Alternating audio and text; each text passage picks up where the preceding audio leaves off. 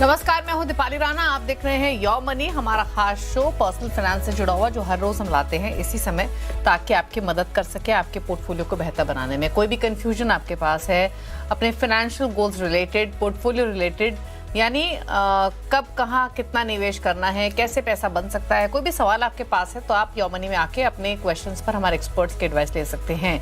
yourmoney@nw18.com हमारी email ID है। आप अपने सवाल हमें 7045-2200000 पर भेज सकते हैं। ये हमारा व्हाट्सएप नंबर है। साथ ही अपने क्वेश्चन सोशल प्लेटफॉर्म्स पर भी भेजें। फेसबुक और एक्स पर आप इस शो को लाइव भी देख सकते हैं। क्वेश्चंस पोस्ट कीजिए #आस्क योर मनी लिखकर।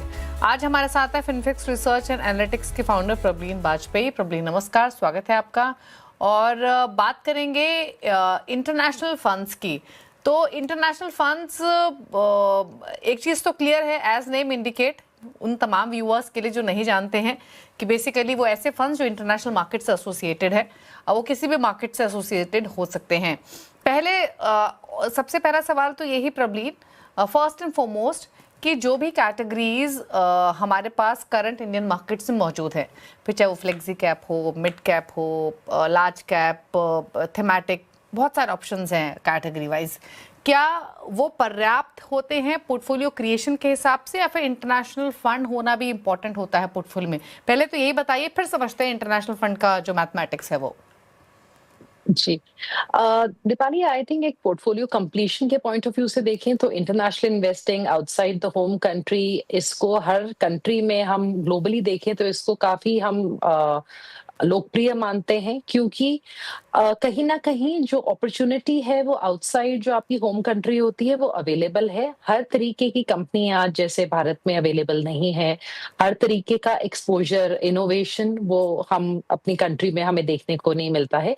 इसीलिए हम देखते हैं कि नॉट ओनली हम इंडिया के बाहर देखते हैं कि शायद हम पैसा लगा पाएं, बट उसी तरीके से जो बाहर की कंट्रीज के लोग हैं, चाहे अमेरिका हो, नीदरलैंड्स हो, कनाडा हो या कोई भी कंट्री हो, वो भी इंडिया में इन्वेस्ट करने की अपॉर्चुनिटी देखते हैं और यही हमारे एफआई फ्लोज बन के इंडिया में आते हैं। यानी कि ये एक ग्लोबली बेसिकली एक ट्रेंड है कि आप दूसरे देश में अपॉर्चुनिटी देखते हैं और एक डाइवर्सिफिकेशन के पॉइंट ऑफ व्यू से अपनी होम कंट्री का जो बायस है, बिकॉज आपका पूरा पोर्टफोलियो, आपकी पूरी जिंदगी आपके उसी देश में है, आपकी नौकरी, एवरीथिंग इज देयर। तो एक लिहाज से अगर आपके पोर्टफोलियो का कुछ हिस्सा देश के बाहर है तो आप कहीं ना कहीं एक दूसरी इकोनॉमी, उसकी ग्रोथ, उसकी अपॉर्चुनिटीज का थोड़ा सा जो उसको बोलते हैं अपने पोर्टफोलियो में वैल्यू ऐड कर सकते हैं। एंड डेफिनेटली उस लिहाज से इंटरनेशनल इन्वेस्टिंग को देखना चाहिए। हमारे पास ऐसी बहुत थीम्स हैं, हम ऐसे बहुत प्रोडक्ट्स हैं जो इंडिया में अवेलेबल हैं, जो लिस्टेड नहीं है इंडिया में कंपनीज। तो डेफिनेटली दीपाली, इट्स इम्पोर्टेंट मेरे ख्याल से कि हर पोर्टफोलियो में थोड़ा एलोकेशन आउटसाइड अपनी कंट्री के होना चाहिए। और मेरे ख्याल से भारत जैसे देश में एक करेंसी का भी क्योंकि बहुत महत्वपूर्ण रोल है, तो उससे भी उसका काफी लॉजिक बनता है दैट इंटरनेशनल इन्वेस्टिंग होनी चाहिए। ओके। फिर एक चीज़ और, अब काफ़ी सारे फंड्स हैं जहां पर एक्सपोजर लिया जा सकता है। कौन कौन से वो इंटरनेशनल फंड्स हो सकते हैं जिसको कंसिडर किया जा सकता है पोर्टफोलियो क्रिएशन के पॉइंट ऑफ व्यू से? प्लस अगर इंटरनेशनल मार्केट्स में एक्सपोजर लेना है तो क्या सिर्फ यही रूट है म्यूचुअल फंड का, या फिर और भी ऑप्शंस हैं? जी, अगर हम म्यूचुअल फंड इंडस्ट्री की बात करें, देन दीपाली, जो लिमिट है हमारे पास to invest outside India, actually वो आज से 2-3 साल पहले ही ऑलमोस्ट पूरी हो चुकी है। हमारे पास 7 बिलियन यूएस डॉलर्स की लिमिट है, जो आरबीआई ने काफी साल पहले 2007 में एक डेजिग्नेट किया था कि इतना पैसा म्यूचुअल फंड्स इंडिया के बाहर लगा सकते हैं। अब तब 1-2-3 फंड होते थे तो लिमिट काफी बड़ी मानी जाती थी, और जो ईटीएफ्स हैं उनकी अलग से 1 बिलियन यूएस डॉलर्स की लिमिट है। अब वक्त के साथ इतने सारे नए नए फंड आते गए, इतना मेरे ख्याल से सोशल मीडिया पे हर जगह अवेयरनेस भी बढ़ गई कि आपको देश के बाहर पैसा लगाना चाहिए। स्पेशली यूएस हो गया, देन ताइवान हो गया, सो इमर्जिंग इकोनॉमीज में भी नास्डैक हो गया, S&P 500 हो गया, कि हमने बहुत इन्फ्लोज देखे हैं इन फंड्स में आते हुए, और ये लिमिट ब्रीच हो गई। तो आज के टाइम पे अगर हम सिर्फ म्यूचुअल फंड्स की बात करें तो बहुत मिनिमल स्कोप है जहां पे आप इन इन्वेस्टमेंट्स को कर सकते हैं म्यूचुअल फंड्स के थ्रू। बट उसके अलावा जैसे आपने बोला कि डिफरेंट ऑल्टरनेटिव्स हमारे पास जो अवेलेबल है, number 1 is via direct like a broker.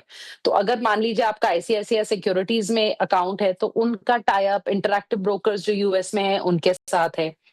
फिर कई ब्रोकरेज प्लेटफॉर्म्स हैं इंडिया में, जैसे एचडीएफसी सिक्योरिटीज हो गया, एक्सिस डायरेक्ट हो गया, इन सब के डिफरेंट प्लेटफॉर्म्स के थ्रू बाहर निवेश करने का उनका सिस्टम है, जहां पे एक यूएस में जो एसईसी एंड फिनरा के साथ जो रजिस्टर्ड एंटिटीज हैं, उनके थ्रू बाहर पैसा लग जाता है।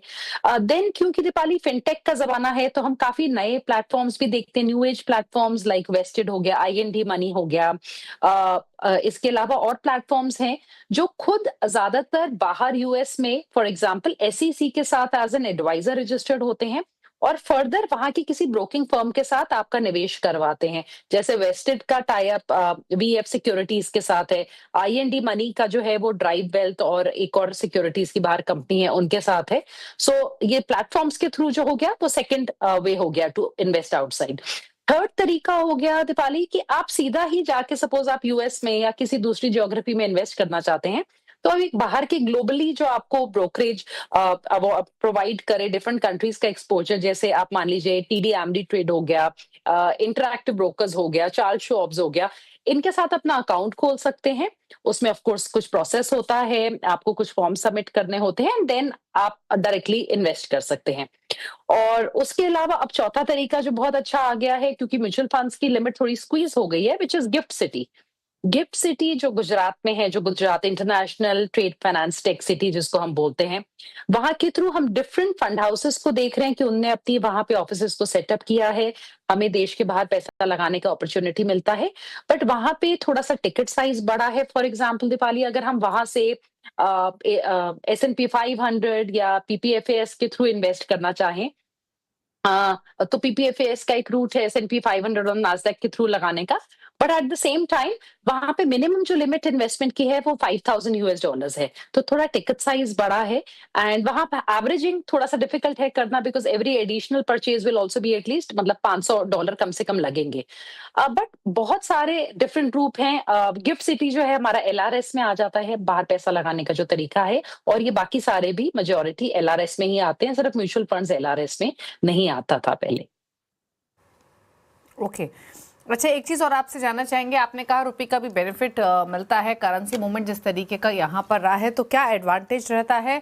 पहली चीज़। दूसरा ये कि जो भी जो भी जरिया हम चुन रहे हैं विदेशी मार्केट में एक्सपोजर लेने का, उस पर टैक्सेशन इम्प्लीकेशंस किस तरीके की होंगी?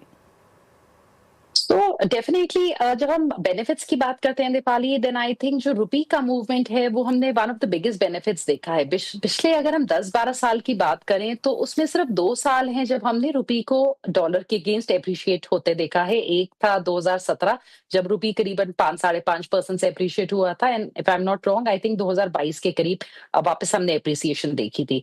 अदरवाइज अगर हम देखें, और मैं आरबीआई का रेफरेंस जो एक्सचेंज रेट होता है अगर हमें उसको पिक करूं, तो हम देखेंगे कि 2015 दिसंबर 31 दिसंबर को जो रुपी की वैल्यू थी, और जो 2025 दिसंबर में रुपी की वैल्यू थी, उसके हिसाब से एक 35% की डेप्रिसिएशन है over these years 10 year period. और अगर हम साल 2025 की अकेले बात करें तो एक साल में हमने 5% डेप्रिसिएशन देखा है। एंड 2026 अलोन, जो पिछले अभी हमने ये 4, 4.5, 5 महीने में हमने देखा है रुपी 5.88% से गिरा है। तो डेफिनेटली रुपी की डेप्रिसिएशन जो है वो एक खड़े पैसे पे भी आपको रिटर्न दे रही है, बिकॉज मान लीजिए आपने पैसा लगाया था और S&P 500 ने 0% रिटर्न दे दिया, पर रुपी में डेप्रिसिएशन आ गई 5% की, तो आपका रिटर्न 5% से ऑटोमेटिकली बढ़ गया। But at the same time Deepali, जबकि इंटरनेशनल इन्वेस्टिंग बहुत ल्यूक्रेटिव और होनी चाहिए पोर्टफोलियोज में, 5 से 10%, 15% भी हो सकती है, 20 तक भी हम जा सकते हैं डिपेंडिंग ऑन कौन लगा रहा है। इस टाइम पे यूएस मार्केट्स हो गए, ताइवान की मार्केट्स हो गए, ये सब अपने ऑल टाइम हाईज मतलब बहुत चढ़ चुकी हैं ऑलरेडी। सो अगर निवेशक आज इन मार्केट्स को देख रहे हैं तो थोड़ा सा केयरफुली मतलब उस तरफ बढ़ें, अदरवाइज फिर हाईज पे बाय करने का खतरा होता है। एंड जहां तक टैक्सेशन का सवाल है, वहां पे 2 इयर्स के बाद आपका 12.5% टैक्स हो जाता है, and before that it's taxable at capital gains short term के हिसाब से। सो मेरे ख्याल से टैक्सेशन पॉइंट ऑफ व्यू से भी ये ठीक है। बस यहाँ पे क्योंकि एलआरएस के अंडर आता है, तो जब भी हम पैसा देश के बाहर भेजेंगे और वो 10 लाख की लिमिट क्रॉस करेंगे, हमारा टैक्स कलेक्टेड एट सोर्स हो जाएगा, because unlike medical expenses and education यहाँ पे कोई रियायत नहीं दी जाती है। इंटरनेशनल फंड से जुड़ी तमाम बारीकियां बताई हैं प्रबलीन ने। अच्छा प्रबलीन, फाइनली एक और मोस्ट इम्पोर्टेंट सवाल, अगर पोर्टफोलियो में कोई इंटरनेशनल फंड में एक्सपोजर लेता भी है तो ओवरऑल पोर्टफोलियो का कितना percentage allocation ideally foreign funds में ले सकता है कोई भी इन्वेस्टर? जी दीपाली, क्योंकि हमने देखा है दैट जो एक कोरिलेशन है बड़ा इंटरेस्टिंग है। जैसे अभी हमने पिछले, अगर हम 19 महीने इंडियन मार्केट्स की बात करें तो हमने स्ट्रगल किया है। आज भी निफ्टी 19 साढ़े 19 महीने के बाद नेगेटिव 8 टू 10% की रेंज में है। सेम टाइम पे हमने देखा है कि जो बाहर की मार्केट्स हैं, कुछ मार्केट्स ने काफी अच्छा किया है। सो एक डाइवर्सिफिकेशन पॉइंट ऑफ व्यू से मुझे लगता है डिफरेंट पोर्टफोलियोज में मिनिमम 5% तो होना ही चाहिए, पर एक 10 टू 20% डिपेंडिंग ऑन कि कौन निवेशक है, उनका पोर्टफोलियो साइज क्या है, उनके फ्यूचर गोल्स क्या हैं, उनकी क्या कैपेसिटी है, उनके गोल्स कितने दूर हैं, मेरे ख्याल से एलोकेशन रखी जा सकती है। एंड उसके लिए वैसे हर इन्वेस्टर को अपने जो भी उनके फाइनेंशियल एडवाइजर हैं उनसे सलाह ले लेनी चाहिए। पर I think anywhere starting from 5% to definitely 10 to 20% भी आराम से आपका इंटरनेशनल मार्केट्स में हो सकता है। बट चेज मत करिए रिटर्न्स, दैट्स जस्ट एक word of caution in markets में जो अभी हम रुख देख रहे हैं दीपाली। ओके, चलिए, तो ये तो इंटरनेशनल फंड से जुड़ी तमाम बारीकियां, हाइलाइट्स, डिटेल्स सिंपल भाषा में प्रबलीन ने आपको समझाई। फिर भी कोई सवाल अगर रह गया है, कोई कंफ्यूजन आपको इंटरनेशनल फंड्स रिलेटेड, तो आप अपने सवाल यौमनी भेज सकते हैं, हम आगे शो में ज़रूर शामिल करेंगे। अभी आगे बढ़ते हुए व्यूअर्स से करते हैं बातचीत, फटाफट से उनके पोर्टफोलियोज को करते हैं डिस्कस। रोशन हमारे साथ पहले व्यूअर नागपुर से कनेक्टेड है, उनसे बातचीत करते हैं। रोशन नमस्कार, स्वागत है आपका, पूछिए क्या सवाल है आपका।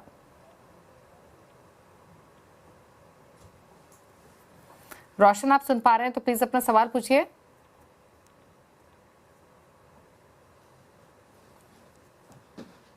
चलिए, इनसे बातचीत नहीं हो पा रही है। उम्र इनकी 38 इयर्स है, 7,000 की इनकी मंथली एसआईपी चल रही है 15 से 20 सालों के लिए। 4 फंड्स हैं, 2,000 डाल रहे हैं 3 फंड्स में, जिसमें Edelweiss large mid cap, White Oak Capital mid cap है, अपॉर्चुनिटीज फंड है फ्रैंकलिन इंडिया का, डिफेंस फंड एचडीएफसी का है 1,000 रुपए। बताइए प्रबलीन, क्या सलाह इनके लिए?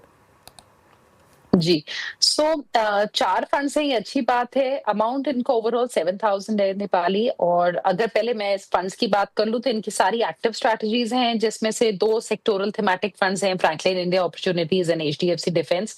एक छोटी सी सलाह इसके लिए कि आप कोई भी सेक्टोरल या थीमेटिक फंड लेते हैं उसका एलोकेशन को बहुत बड़ा मत होने दीजिएगा। अभी आपने अपने पोर्टफोलियो की शुरुआत ही की है और आपका लाइक 50% पोर्टफोलियो ऑलमोस्ट आपका सेक्टोरल थीमेटिक फंड्स में चला गया है।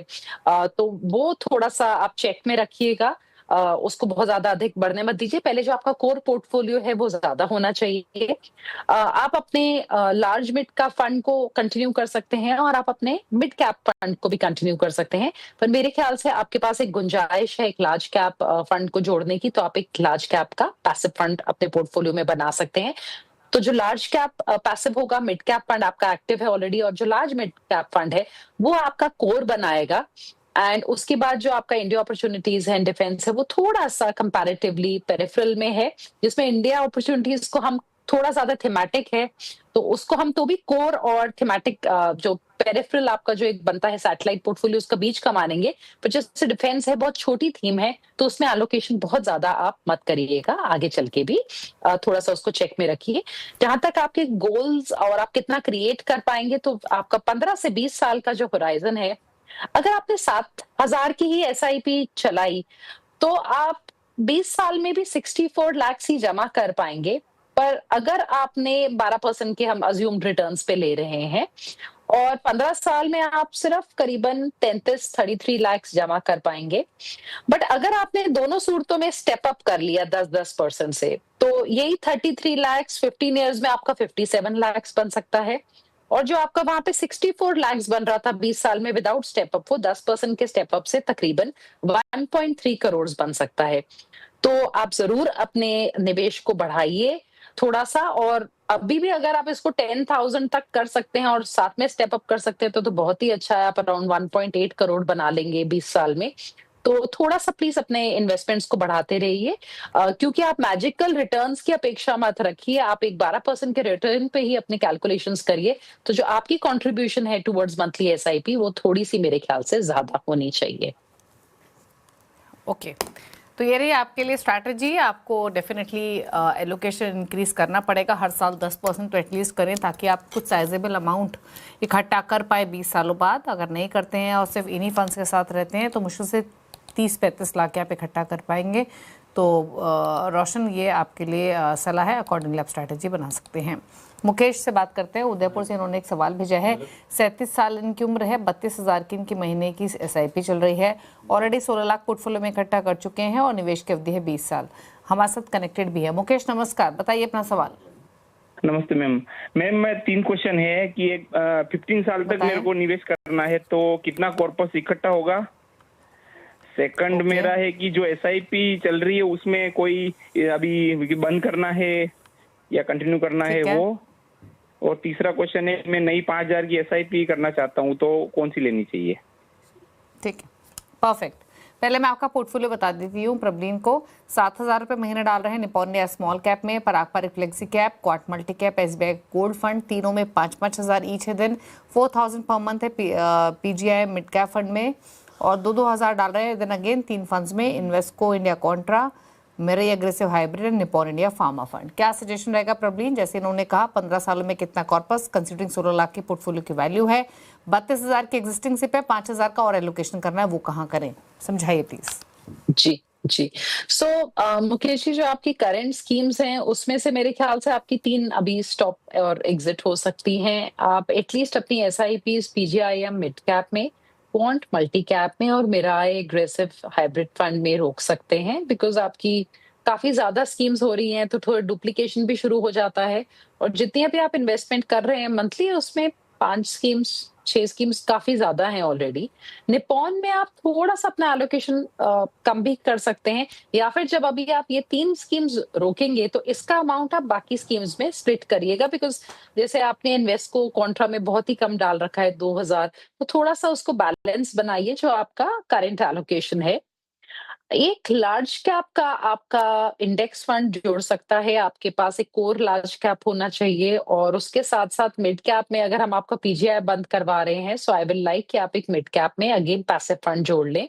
आप 150 इंडेक्स देख सकते हैं, और जो आपका एडिशनल इन्वेस्टमेंट है मेरे ख्याल से वो इन्हीं फंड्स में आराम से समा सकता है, फिर 5,000 का जो आपको एडिशनल करना है। सो आपके पास बचेगा निपॉन स्मॉल कैप, पराग पारिक का फ्लेक्सी कैप, इन्वेस्को कॉन्ट्रा, आपका गोल्ड ठीक है, आपका निपॉन का फार्मा फंड भी अच्छा है, सेक्टोरल है, बट मेरे ख्याल से ये एक अच्छा डिफेंसिव सॉर्ट ऑफ सेक्टर है फॉर इंडिया। आप फार्मा में 2,000 कर रहे हैं, आप इसको 3 से 4,000 तक भी लेके जा सकते हैं, और उसके साथ साथ फिर आपका एक लार्ज कैप इंडेक्स एंड एक मिड कैप इंडेक्स। मेरे पास सॉरी मैंने अपनी कैलकुलेशन 20 इयर्स के हिसाब से की हुई है मुकेश जी आपकी।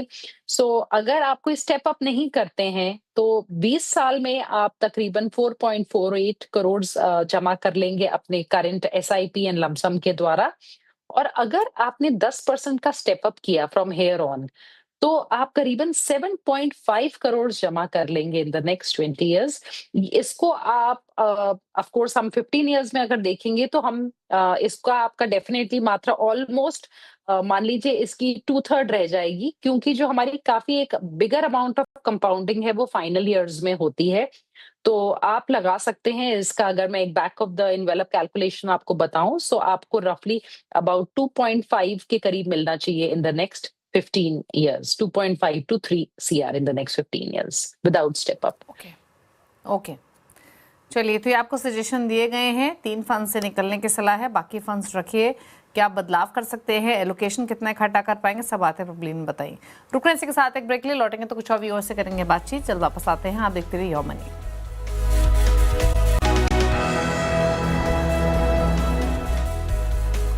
आप देख रहे हैं योर मनी। प्रबलीन हमारे साथ बनी हुई, अभी एक वरिष्ठ को आंसर करने के लिए कुछ और व्यूअर से करते हैं बातचीत। और अगले व्यूअर हमारे साथ जसबीर कनेक्टेड हैं चंडीगढ़ से। जसबीर जी नमस्कार, बताइए क्या सवाल है आपका। नमस्कार मैडम, मैं अपनी बेटी के बिहार पे सवाल पूछ रहा हूँ। वो 29 ईयर्स की हैं और फॉरेन में जॉब करते हैं। एज ऑन टुडे वो 1.5 लाख रुपए पर मंथ स्पेयर कर सकती हैं इन्वेस्टमेंट के लिए। उनके लाइफ के गोल्स हैं कि आफ्टर 7 इयर्स 5 लाख रुपए बच्चों की एजुकेशन के लिए, और 20 साल तक लगभग 1.5 करोड़ रुपए उनको चाहिए होगा बच्चों की एजुकेशन के लिए। 10 साल के बाद उनको एक घर चाहिए 10 करोड़ का, और रिटायरमेंट में प्लान किया है 20 साल के बाद 20 करोड़ का। अभी मंथ ईयरली वो 10% ऐड कर सकते हैं। इनको अभी ये क्लियर नहीं कि जहाँ भी प्राइवेट जॉब में कहाँ का करेंगे और कितना रिटायरमेंट पे मिलेगा। ऑफ कोर्स मैरिज के बाद हस्बैंड का भी कुछ हिस्सा हो सकता है। इसके साथ साथ उनको ये भी है कि कुछ पैसा उनको फिर भी बचता है इन्वेस्टमेंट के लिए, जो फॉर्म में इन्वेस्टमेंट करेंगे वो 1 लाख रुपीज। तो आपकी डॉटर अभी मैरिड नहीं है जसबीर जी, राइट? मैरिज नहीं है, मे बी ईयर 2 इयर्स में मैरिज हो जाएगा उनका। ओके बट उन्होंने अपनी आगे की प्लानिंग अभी से शुरू कर दी है प्रबलीन। कमेंडेबल है, मतलब मैं तो इम्प्रेस हुई जसबीर जी आपके सवाल से कि आपकी डॉटर की भी शादी भी नहीं हुई और उन्होंने अपने बच्चों की एजुकेशन से लेके अपने घर, अपने रिटायरमेंट तक की प्लानिंग कर ली है। आइडियली तो यही होना चाहिए, बिल्कुल as soon as you start उतना बेहतर आप एक्यूमुलेशन कर पाएंगे। तो आपने सुना प्रबलीन इनका सवाल, 1.5 लाख की सिप करनी है, 10% स्टेप अप करने का प्लान भी कर रही है। बेसिकली उनको पोर्टफोलियो क्रिएट करना है 5 लाख आफ्टर 7 इयर्स फॉर बच्चों की education, then 10 years 10 crore for house and then 20 years में रिटायरमेंट के वक्त 20 करोड़। तो इनकी मदद कीजिए इनका पोर्टफोलियो बनाने में, plus considering 10% annual step up भी होगा। जी, जसबीर जी की मदद तो डेफिनेटली करनी पड़ेगी बिकॉज मेरे होम टाउन से कॉल कर रहे हैं, सो ऑल द मोर। अब पहली बात तो Deepali, it is absolutely wonderful कि सही टाइम पे अपनी प्लानिंग कर रहे हैं। और हम काफी ऐसे जागरूक आजकल लोगों को देखते हैं कि यंग एज में अपनी रिटायरमेंट और आगे के फ्यूचर गोल्स की वो करना चाहते हैं प्लानिंग, तो विच इज रियली एब्सोल्युटली बहुत अच्छी बात है। पहले हम लॉन्ग टर्म गोल्स की बात करते हैं, जो इन्होंने ऑनगोइंग बताया है कि मान लीजिए 2 साल में शादी हुई, उसके बाद किड्स हुए, तो एक 5 लाख से लेके जो एजुकेशन वाला है मैं उसको थोड़ा साइड में रख रही हूँ अभी। और पहले मैं इनको एक स्पेसिफिक अमाउंट बताना चाहती हूँ कि अगर आपको 10 साल में 10 करोड़ चाहिए, तो जसबीर जी आपको एक्चुअली पैसा कितना डालने की जरूरत है। अगर आपको 10 साल में 10 करोड़ बनाना है तो टेक्निकली हमें हर महीने 4.5 लाख की निवेश की रिक्वायरमेंट है 12% के रिटर्न एक्सपेक्टेशंस पे, जो काफी हाई है। अगर हमें 20 साल में 20 करोड़ चाहिए फॉर रिटायरमेंट, तब हमें हर महीने 2.2 लाख पर मंथ डालना है। तो डेफिनेटली अचीवेबल गोल्स हैं बिकॉज आप कह रहे हैं स्टेप अप भी करेंगे। अगर अभी हम बात करते हैं कि हमने 1.5 लाख की एसआईपी शुरू की और हमने 10% का स्टेप अप कर लिया, तो हम नेक्स्ट 10 इयर्स में करीबन 5 करोड़ बना पाएंगे, विच इज आपका जो 10 करोड़ के घर लेने का जो गोल है आपकी डॉटर का होगा उसका हाफ है। तो यानी कि हमें निवेश को बढ़ाना पड़ेगा। पर मान लीजिए अभी हम घर के गोल को साइड में हटा दें और हम सीधा रिटायरमेंट गोल पे फोकस करें, तब अगर 1.5 लाख की एसआईपी हो रही है और उस पे 10% का स्टेप अप है, तो आपकी डॉटर नेक्स्ट 20 इयर्स में अपने लिए 20 नहीं बल्कि 28 करोड़ का कॉर्पस जमा कर लेंगी फॉर हर रिटायरमेंट। तो over a longer period of time compounding से बहुत अच्छी रकम मिल सकती है।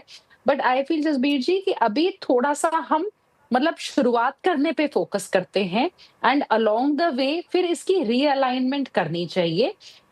शुरुआत आपकी एक लार्ज कैप इंडेक्स फंड लीजिए, आप एक मिड कैप इंडेक्स फंड लीजिए, एक आप मल्टी कैप फंड ले सकते हैं, एक स्मॉल कैप और एक कॉन्ट्रा अप्रोच, कॉन्ट्रा वैल्यू जो हम बोलते हैं।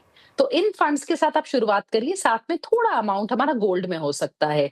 मैंने डिफरेंट फंड हाउसेस आप चूज कर सकते हैं बिकॉज जसबीर जी जब कोई भी अगर इन्वेस्ट कर रहा है बाहर से, आपकी डॉटर आउटसाइड इंडिया है, तब हर कंट्री की कुछ रिस्ट्रिक्शंस हो सकती हैं। जैसे यूएस और कनाडा में अगर आपकी डॉटर हैं, तो हर फंड हाउस यूएस और कनाडा के इन्वेस्टमेंट्स नहीं लेता है। अगर वो कहीं यूरोप में है या कहीं दुबई साइड है तो डिफरेंट रेगुलेशंस होंगे। सो इसलिए मैं इस चीज को थोड़ा ओपन एंडेड रखना चाहती हूँ कि वो किस स्कीम में या किस पर्टिकुलर फंड हाउस के साथ जा पाएंगी। तो उसके लिए आपको थोड़ा सा डिटेलिंग करनी पड़ेगी किसी के साथ बैठ के कि किस टाइप का आपका फंड हाउस आप चूज कर पाएंगे।